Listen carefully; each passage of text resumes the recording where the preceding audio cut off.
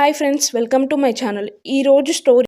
ఒక సుందరమైన పచ్చని అడవి ఉంది. చెట్లు ఊగుతున్నాయి, పక్షులు చప్పట్లు చేస్తున్నాయి. అక్కడ కిక్కి అనే చిలిపి కోతి జీవిస్తుంది. ఒక రోజు ఉదయం కోతి చెట్ల మధ్య ఊగుతూ వేలాడుతుండగా కరమైన మామిడి పండ్ల వాసన వచ్చింది. ఆహా, ఎంత బాగుంది ఈ వాసన అని అనుకుంటూ వాసన వెతుకుతూ నది కట్ట దగ్గరకు వెళ్ళింది. నది కట్టపై ఒక పెద్ద బుట్టలో మామిడి పండ్లు మెరిసిపోతున్నాయి. ఆ పండ్లని ఒక తాబేలు తన కుటుంబం కోసం తెచ్చుకుంది. కానీ కోతికి ఆ విషయం తెలియదు.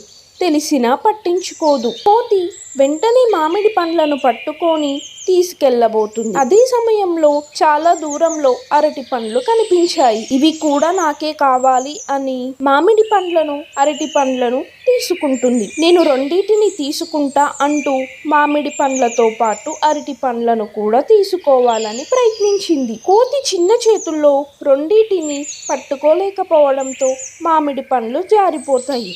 అరటి పండ్లు కూడా కింద పడతాయి. ఆ పండ్లన్నీ నదిలోకి జారిపోతాయి. వాటిని తిరిగి తీసుకోలేకపోయింది కోతి. ఆ సమయంలో తాబేలు నెమ్మదిగా అక్కడికి వచ్చి, దురాశ వల్ల ఏం మిగిలింది బిడ్డా అని కోతిని ముద్దుగా అడిగింది. నీవు అడిగి ఉంటే నేను తప్పకుండా ఇచ్చేవాడిని అని తాబేలు చెప్తుంది. కోతి తన తప్పు తాను తెలుసుకొని తల ఉంచుకొని నిలుచుంది. ఆ రోజు నుంచి కోతి తన దురాశని వదిలేసి ఎవరి తోడైనా పంచుకుంటూ సంతోషంగా ఉండడం నేర్చుకుంది. ఇప్పుడంతా మారిపోయింది.